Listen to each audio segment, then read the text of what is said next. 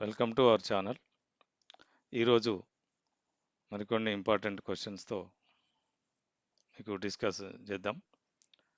Paper 1కి సంబంధించినటువంటి important questions, అంటే మోడల్ క్వశ్చన్స్ వచ్చే అవకాశం ఉన్నటువంటి క్వశ్చన్స్, కొన్ని ఫ్యూ క్వశ్చన్స్. సో ఇంతకుముందు కూడా ప్రీవియస్ వీడియోస్లో ఇంపార్టెంట్ క్వశ్చన్స్ మీకు ఎక్స్ప్లెయిన్ చేయడం జరిగింది.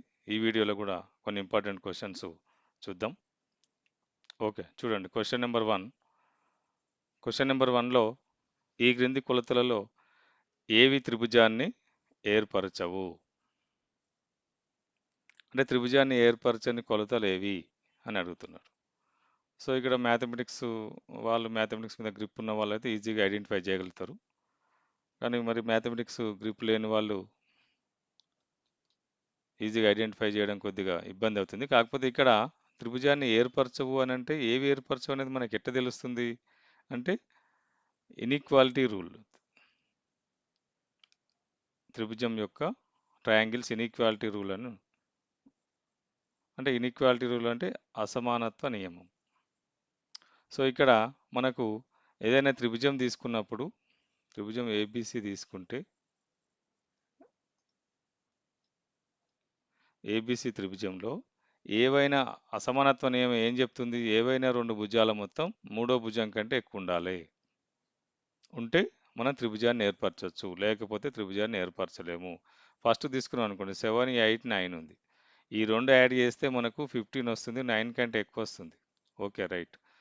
నెక్స్ట్ ఈ రెండు యాడ్ చేస్తే 7 కంటే ఎక్కువ వస్తుంది. 7, 9 యాడ్ చేస్తే 8 కంటే ఎక్కువ వస్తుంది. ఓకే, ఇవి ఏర్పరచగలవు. ఇక్కడ చూడండి 3, 5, 8 వచ్చింది, 4 కంటే ఎక్కువ వచ్చింది. 5, 4, 9 వచ్చింది, 3 కంటే ఎక్కువ వచ్చింది. సో 3, 4, 7 వచ్చింది, 5 కంటే ఎక్కువ వచ్చింది. ఇవి కూడా ఏర్పరచగలవు. ఇక్కడ చూడండి 5, 12, 17, 13 కంటే ఎక్కువ వస్తుంది. 12, 13, 5 కంటే ఎక్కువ వస్తుంది. 5, 13, 12 కంటే ఎక్కువ వస్తుంది. ఓకే, ఇక్కడ చూడండి 4th ఆప్షన్లో 5, 5, 10 ఇచ్చింది. ఇక్కడ ఈ రెండింటిని యాడ్ చేస్తే మనకు మూడో భుజానికి సమానం అవుతుంది. సమానం కావద్దు, ఏ రెండు భుజాల మొత్తం అయినా మూడో భుజం కంటే కంపల్సరీ ఎక్కువ ఉండాలి. ఎక్కువ ఉంటేనే మనం త్రిభుజాన్ని ఏర్పరచగలవు. త్రిభుజం యొక్క అసమానత్వ నియమం ఇది తెలియజేస్తుంది. So inequality rule of the triangle known as sum of any two sides is always greater than to third side. మూడో భుజం కంటే ఎక్కువ ఉండాలి. కానీ ఇక్కడ ఎక్కువ లేదు, సమానంగా ఉంది. సమానంగా ఉన్నా తక్కువ ఉన్నా మనం త్రిభుజాన్ని ఏర్పరచలేం. వాటితోటి వీటన్నిటితో ఏర్పరచలేం, దీంతో ఏర్పరచలేం. కాబట్టి మన రైట్ ఆన్సర్ ఇది, ఏర్పరచవు అంటుండు. ఏర్పరచేటివి 3 ఉన్నాయి, ఏర్పరచంది 5 ఉంది. సో ఇట్లా త్రిభుజం ఇచ్చినప్పుడు త్రిభుజం యొక్క భుజాల కొలతలు ఏవైనా రెండు భుజాల మొత్తం మూడో భుజం కంటే ఎక్కువ ఉందా లేదా చూసుకుంటే సరిపోతుంది.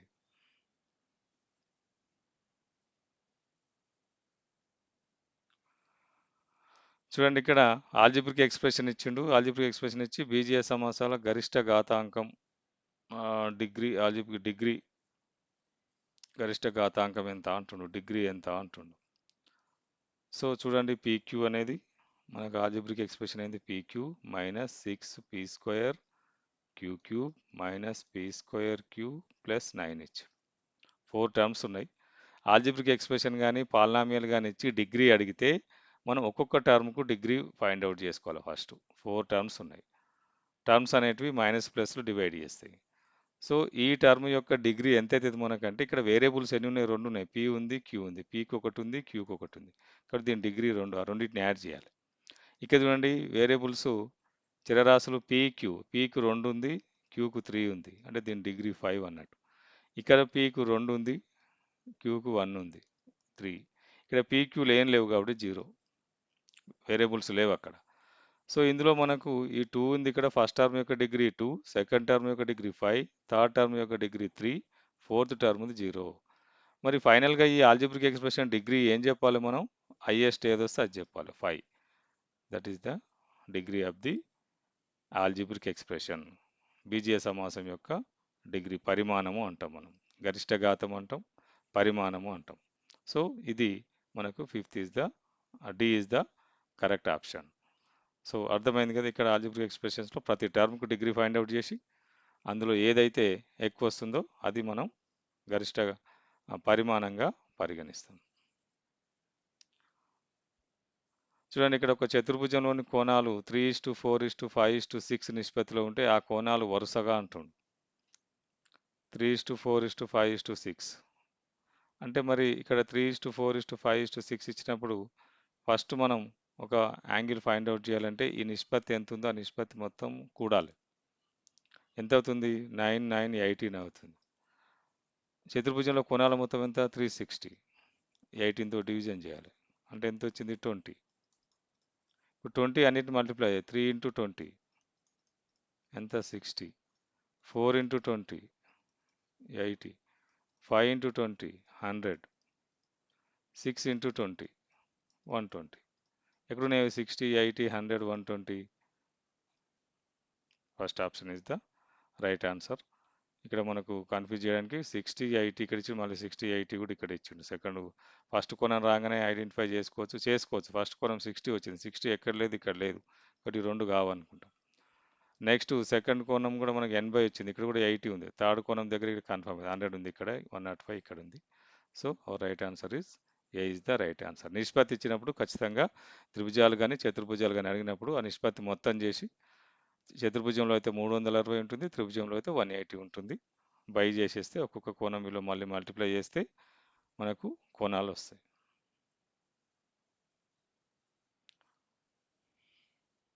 చూడండి ఇక్కడ రెండు వృత్తాల వ్యాసాల నిష్పత్తి అని అన్నారు. 3:4. వ్యాసాలు అంటే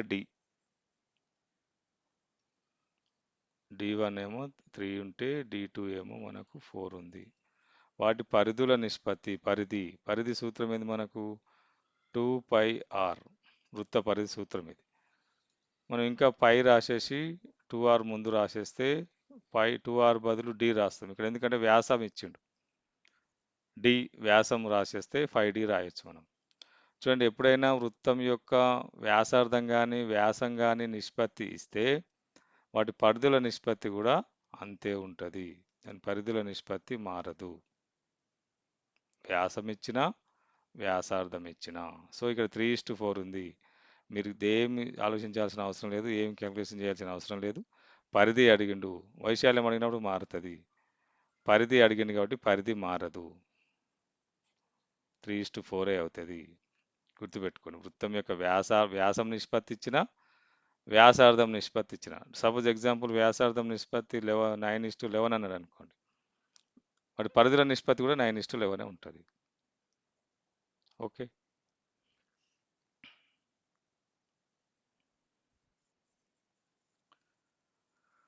క్రింది అక్షరాలలో దేనికి సౌష్ఠవ రేఖ లేదు? సౌష్ఠవ రేఖ అంటే ప్రీవియస్ వీడియోస్లో కూడా చెప్పుకున్నాం సౌష్ఠవ రేఖ ఏందనేది. దాని వర్టికల్గా కానీ హారిజాంటల్గా కానీ క్రాస్గా కానీ ఎటైనా సరే మనం ఒక లైన్ కొట్టినప్పుడు దానిని ఫోల్డింగ్ చేస్తే అన్ని కోయిన్సైడ్ అయితే అది సౌష్ఠవ రేఖ అంటాం. సపోజ్ ఎగ్జాంపుల్ స్క్వేర్ తీసుకున్నాను అనుకోండి. స్క్వేర్ పర్ఫెక్ట్ స్క్వేర్ తీసుకుంటే దీనికి ఇలా ఫోల్డింగ్ చేస్తే రెండు కోయిన్సైడ్ అవుతాయి, ఓవర్లాపింగ్ రాదు. ఇక్కడ ఇలా చేస్తే కూడా రెండు కోయిన్సైడ్ అవుతాయి. క్రాస్ చేసినా కోయిన్సైడ్ అవుతాయి, ఇటు క్రాస్ చేసినా కోయిన్సైడ్ అవుతాయి. అంటే దీనికి 3 ఉన్నట్టు 1, 2, 3. అదే రెక్టాంగిల్ తీసుకున్నాం అనుకోండి. రెక్టాంగిల్ తీసుకున్నప్పుడు మనకు వర్టికల్గా ఒకటి వస్తుంది, హారిజాంటల్గా ఒకటి వస్తుంది.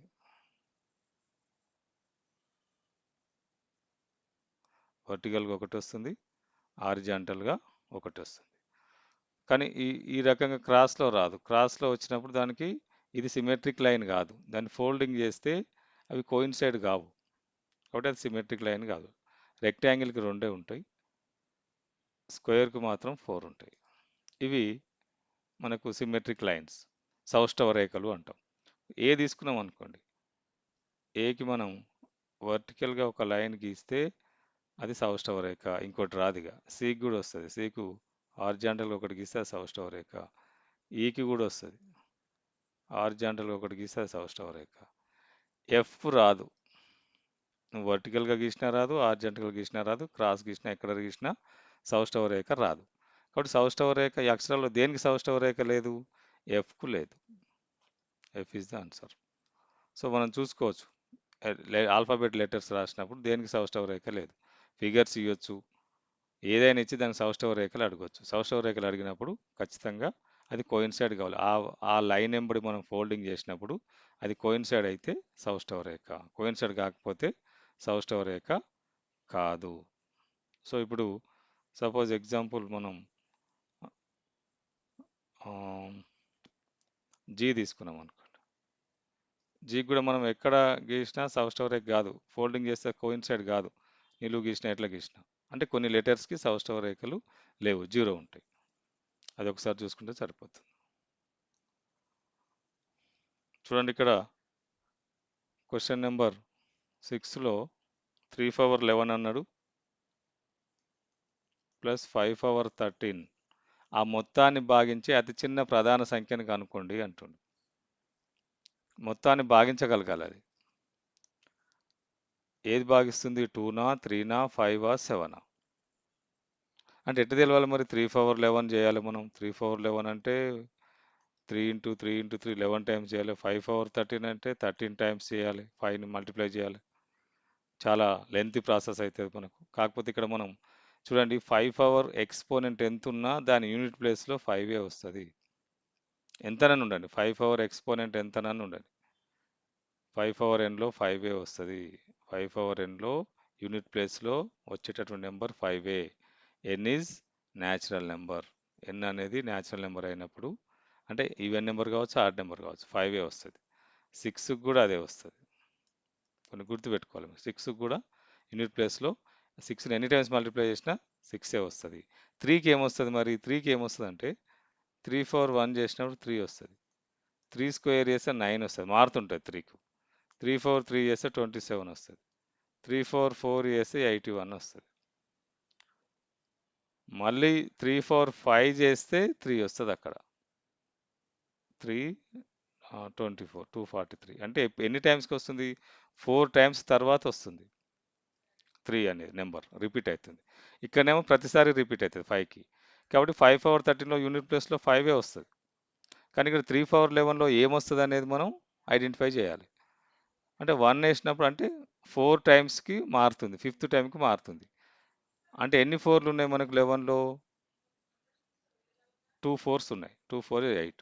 ఇంకెంత మిగిలింది? 3 మిగిలింది.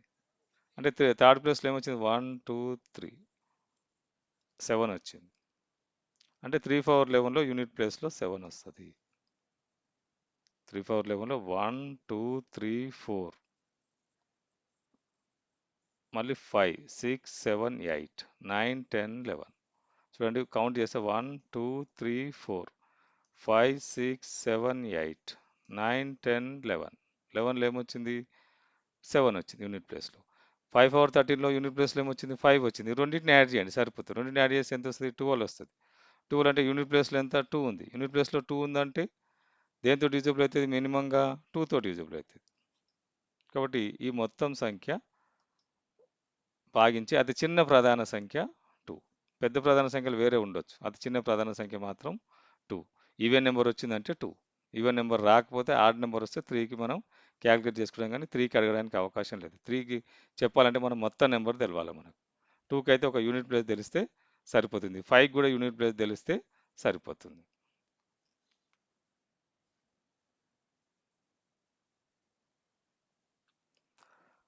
చూడండి ఇక్కడ 7th క్వశ్చన్లో పైథాగరస్ త్రికాలు ఏవి? Which of the following are Pythagoras triplet? Pythagoras త్రికాలు అనగానే పైథాగరస్ త్రికాలలో ఖచ్చితంగా ఒక ఈవెన్ నెంబర్ ఉండాలి, గుర్తుపెట్టుకోండి. ఖచ్చితంగా ఒక ఈవెన్ నెంబర్ ఉండాలి. అట్లనే ఈవెన్ నెంబర్స్ 2 ఉండొద్దు, ఈవెన్ నెంబర్స్ 3 ఉండొచ్చు. ఖచ్చితంగా ఒక ఈవెన్ నెంబర్ ఉండాలి. అట్లనే ఈవెన్ నెంబర్స్ 2 ఉంటే పైథాగరస్ త్రికాలు కావు. 3 ఉంటే అయితే 3 ఉండొచ్చు, 1 3 ఉండొచ్చు. ఈవెన్ నెంబర్ 1 ఉండాలి కంపల్సరీ, లేదా 3 ఉండాలి. 2 ఉంటే కూడా పైథాగరస్ త్రికాలు కావు. సో చూడండి ఇక్కడ ఫస్ట్ దాంట్లో అన్ని ఆడ్ నెంబర్సే ఉన్నాయి, ఇవి కావు. 15 17 19 అన్ని ఆడ్ నెంబర్స్ వస్తే పైథాగరస్ త్రికాలు కావు. ఎందుకు కావు? పైథాగరస్ త్రికాలు కావాలంటే ఏం కావాలి?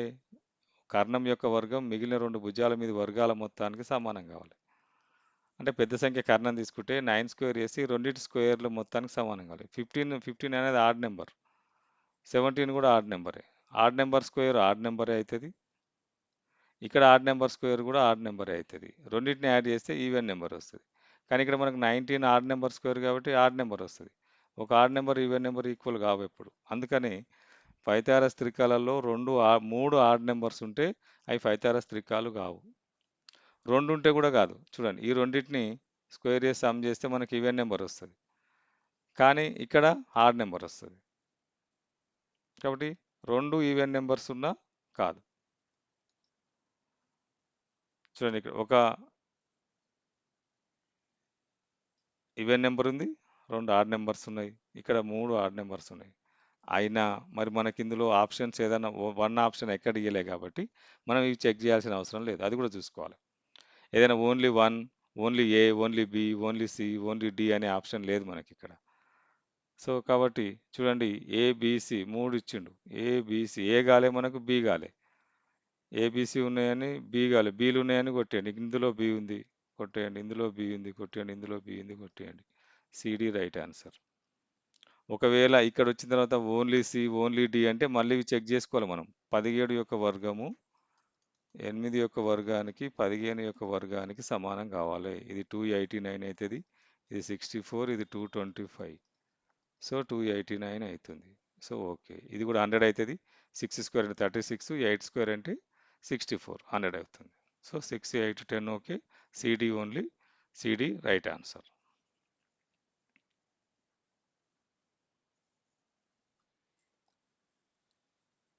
చూడండి, ఇక్కడ వీటి మధ్యలో ఎన్ని ఖచ్చిత వర్గం కానీ సంఖ్యలు ఉన్నాయి. 19 స్క్వేర్కి 21 స్క్వేర్కి మధ్యలో ఖచ్చిత వర్గం కానివి ఎన్ని సంఖ్యలు ఉన్నాయి అంటుండు. మరి ఇట్లా 19 స్క్వేర్ చేసి మళ్ళీ 21 స్క్వేర్ చేసి వాటి మధ్య ఎన్ని సంఖ్యలు ఉన్నాయి కనుక్కునే వరకు మనకు చాలా టైం అయిపోతుంది. అది కాదు మనం ఇక్కడ చేయాల్సింది. అంటే 19కి 20కి మధ్యన చూసినాం అనుకో, ఇది నెక్స్ట్ ప్రీవియస్ వీడియోలో చెప్పడం జరిగింది. ఇట్లాంటి క్వశ్చన్స్ వచ్చినాయి కొన్ని. ఇట్లా 2 వరుస సీక్వెన్స్ నెంబర్స్ వర్గాల మధ్యన ఎన్ని సంఖ్యలు ఉంటాయి అంటే ఖచ్చిత వర్గం కానివే ఉంటాయి. ఇక ఇది ఖచ్చిత వర్గం కావాలంటే 19 స్క్వేర్ ఖచ్చిత వర్గమే, నెక్స్ట్ దానికి వచ్చే సీక్వెన్స్ 20 స్క్వేర్ ఖచ్చిత వర్గమే. మరి వీటి మధ్యన రెండిట్లలో ఎన్ని ఉంటాయి అని అంటే 19 ఇంటూ 2 చేయాలి, 38 ఉంటాయి ఈ రెండింటి మధ్యన. మరి ఇప్పుడు మనకు 19కి 21కి అడిగినాడు, 19కి 20కి అడగలే. కాబట్టి ఇప్పుడు ఏం చేస్తాం, 20కి 21కి చూస్తాం మనం, 20 స్క్వేర్కి 21 స్క్వేర్కి చూస్తాం. ఇట్లా ఎంత ఉంటాయి, మినిమం నెంబర్ ఏది ఉంటే దాన్ని ఇంటూ 2 చేయాలి. 20 ఇంటూ 2 40. సో 40, 78. ఒకవేళ ఇక్కడ వర్గం కాని సంఖ్యలు అడిగిండు, ఈ రెండింటి మధ్యన ఉండే సంఖ్యలు ఎన్ని అని అనుకోండి. వర్గం కానివి కాదు, వర్గం అన్నీ వచ్చేటివి ఎన్ని అంటే ఇంకొకటి యాడ్ చేసుకోవాలి దీనికి. ఎందుకంటే 20 స్క్వేర్ 400 కూడా మనకి ఇంట్లో యాడ్ అవుతుంది, 79 అవుతుంది అప్పుడు. సో ఇట్లా ఇది ఇచ్చినప్పుడు సీక్వెన్స్ నెంబర్ తీసుకొని వాటిని ఇంటూ మినిమం సంఖ్యకి ఇంటూ 2 చేయాలి. సపోజ్ ఎగ్జాంపుల్ మీరు ఇక్కడ ఐడియా లేదనుకోండి, చిన్న సంఖ్యలు కంపేర్ చేసుకొని చేసుకోవచ్చు మనం. ఇప్పుడు 3 స్క్వేర్ ఉంది, 4 స్క్వేర్ ఉంది, వీటి మధ్యన ఎన్ని ఉంటాయి? 3 స్క్వేర్ అంటే 9, 4 స్క్వేర్ అంటే 16, 10, 11, 12, 13, 14, 15 అంటే 3, 3, 6. మినిమం నెంబర్ ఎంత ఇక్కడ? 3. 3 2 6. అంటే ఇట్లా కంపేర్ చేసుకొని ఈ పెద్ద సంఖ్యలకు మనం అప్లికేషన్ చేసుకోవచ్చు. మీకు ఐడియా లేకపోతే ఇట్లాంటి పెద్ద సంఖ్యలు ఇచ్చినప్పుడు చిన్న సంఖ్యలకు చూసుకోవాలి. సీక్వెన్స్ నెంబర్స్కి 1 స్క్వేర్ ఉంది, 2 స్క్వేర్ ఉంది, ఎన్ని ఉన్నాయి ఇందులో? 1 స్క్వేర్ 2 స్క్వేర్ మధ్య 1 స్క్వేర్ అంటే 1, 2 స్క్వేర్ అంటే 4, ఎంత ఉంది? 2, 3, 2 ఉన్నాయి అంటే 2తో మినిమం నెంబర్ అయితే 1, 2 ఇంటూ 1 2. సో మీకు ఇట్లా వచ్చినప్పుడు మ్యాథమెటిక్స్లో ఏమైనా వచ్చినప్పుడు వాటికి చిన్న సంఖ్యలకు మనకు తెలిసిన సంఖ్యలు అప్లికేబుల్ చేసుకొని నోన్ టు అన్నోన్ వెళ్తే మీరు ఖచ్చితంగా ఆన్సర్ కరెక్ట్ చేయగలుగుతారు.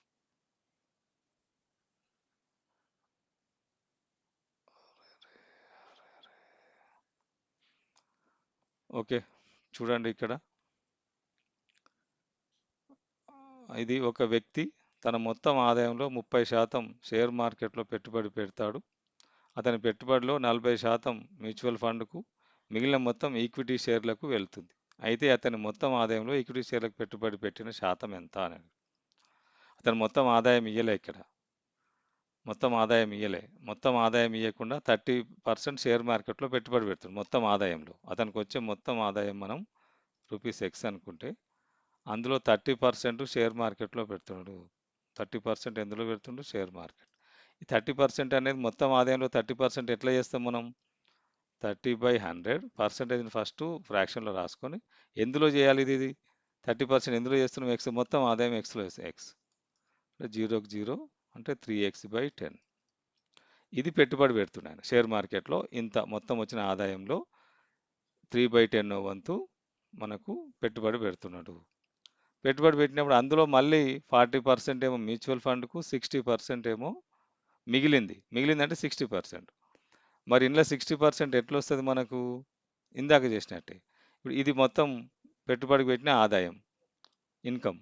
ఇందులో 60% రావాలంటే 60ని ఏం చేస్తాం? 60/100 ఇంటూ పెట్టుబడి పెట్టిన ఆదాయం ఎంత? 3x/10. ఒక జీరోకు ఒక జీరో క్యాన్సల్. 16 3 18x/100. అంటే ఇక్కడ ఏమడిగాడు? అయితే అతని మొత్తం ఆదాయంలో ఈక్విటీ షేర్లో పెట్టుబడి పెట్టిన శాతం ఎంత? మొత్తం ఆదాయం ఎంత? ఎక్స్.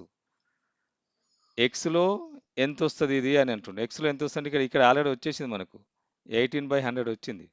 18/100 వచ్చిందంటే ఇది ఎంత పర్సెంటేజ్ అయితది? ఇక ఎక్స్ ఎక్స్‌ని చూడండి. 18% అయితది. 18%.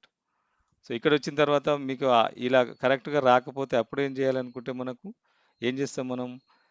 ఇప్పుడు ఎక్స్‌లో ఇది ఎంత శాతం అంటే ఏం చేస్తాం? మొత్తం సంఖ్య రాస్తాం. కావాల్సిన సంఖ్య 18x/100 బై మొత్తం ఎంత? X into 100. ఎక్స్ ఇక్కడికి వచ్చేస్తుంది మల్టిప్లై చేస్తే 18x/100 X into 100. X X cancel, 100 100 cancel. ఎంత మిగిలింది మనకి? 18. ఇక్కడ డైరెక్ట్ 18/100 వచ్చింది కాబట్టి మనం క్యాలిక్యులేషన్ కన్వర్ట్ చేసినాం. రాకపోతే ఇట్లా క్యాలిక్యులేషన్ చేసుకోవచ్చు. ఓకే. ఇవి మ్యూచువల్ ఫండ్స్ శాతాలకు సంబంధించిన క్వశ్చన్స్, నెంబర్ సిస్టమ్‌కి సంబంధించిన క్వశ్చన్స్, మనకు ఇంకేంటివి క్వాడ్రిలేటర్‌కి సంబంధించిన క్వశ్చన్స్, జామెట్రీకి సంబంధించిన క్వశ్చన్స్ ఎక్కువ అడుగుతున్నారు కాబట్టి వాటి మీద ఫోకస్ చేసినాం. స్టాటిస్టిక్స్ కూడా అడుగుతున్నాడు. ప్రీవియస్ వీడియోలో స్టాటిస్టిక్స్ సంబంధించిన క్వశ్చన్స్ కూడా ఇవ్వడం జరిగింది. సో, మరి ఇంపార్టెంట్ క్వశ్చన్స్‌తో మరొక నెక్స్ట్ వీడియోలో కలుద్దాం. లైక్ చేయండి, షేర్ చేయండి, సబ్స్క్రైబ్ చేసుకోండి.